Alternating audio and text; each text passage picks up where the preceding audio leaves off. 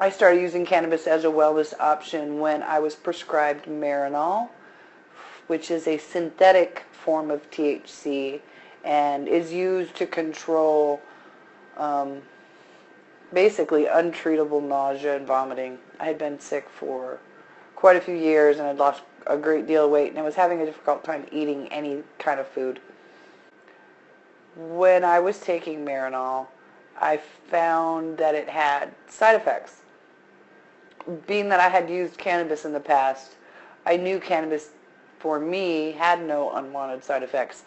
Cannabis didn't just stop working and I suddenly felt terrible. There was a sort of a tapering off, if you will.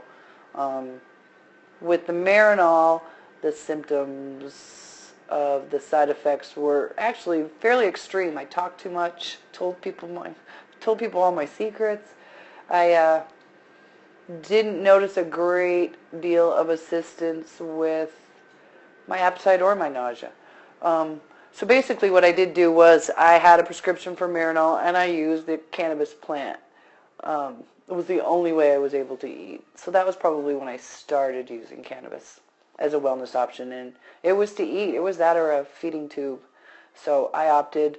I've heard people say illegally well in the past, but for me, an option of using a plant that may not have been decriminalized yet versus having a feeding tube implanted in my stomach to eat, the option was clear, and it worked great.